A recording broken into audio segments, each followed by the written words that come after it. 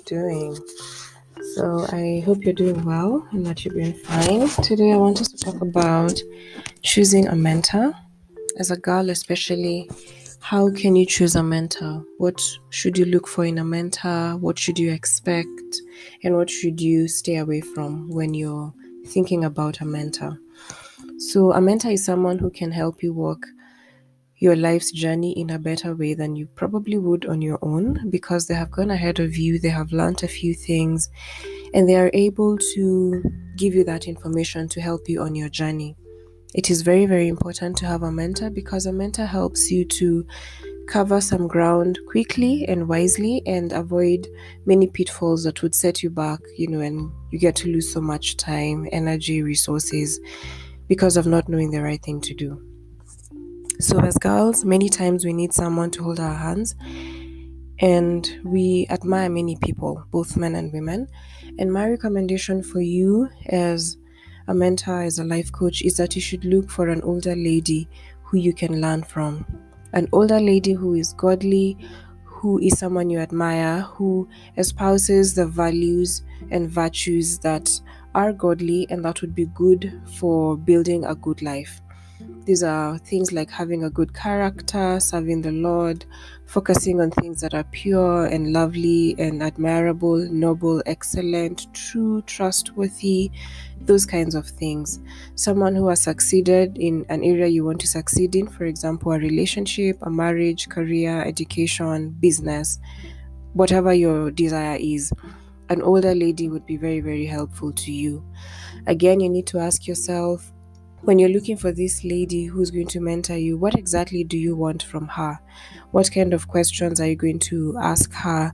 What particular help would you want from her so that she gives you that kind of help and then you're able to move on with your life? So when you're looking for this person, it is also good to make sure that you have a bit of chemistry because it's supposed to be an enjoyable journey for both of you. You have to be looking forward to seeing each other or hearing from each other, talking with each other. Otherwise, it's going to be a bit of a struggle.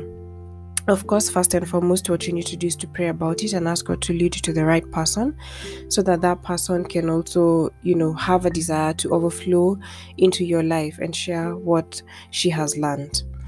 Again, you need to check with other people what kind of experiences have they had with this person. Is it a good experience? Is it a bad experience? Because you do not want to set yourself up for disappointment. Then when you're getting mentored, it is good to do your research on Google first. Find out things as much as you can on your own so that when you go to this person, you're going from a point of information so that you're not starting from place zero. You actually have a bit of information, you have shown some initiative. It is easier for mentors to mentor mentees who are taking a bit of initiative for their own lives. And then when the mentor gives you something to do, an assignment, just go ahead and do it and even exceed the expectations because it is good for you. You see, the mentoring relationship is primarily beneficial to you as the mentee. So it is in your best interest to put into practice what you have been told, what you're learning, and that way you will benefit a lot from the mentoring relationship. If you find that you're hitting a snag, it is good to evaluate. Have you already benefited enough? Do you need to move on? Or is it just simply not working out so that you close the deal? But at the beginning, it is good to ensure that you set very, very clear goals. Maybe you want to learn one or two things from this person. So say, for the next 2 months, could you please show me how to do 1, 2, 3? Because no one really is going to commit their entire lives to you. And if that develops into a lifetime relationship, that's okay. But generally, you will find that people are busy. So you need to structure yourself very, very clearly so that you don't get disappointed when you're in this mentoring relationship. Then once your needs have been met, it is good to thank your mentor and then move on to something else. Or just, let it be clear that, okay, fine, I appreciate what you've done for me. We have come this far, I'm happy. And then now you can move on to the next thing.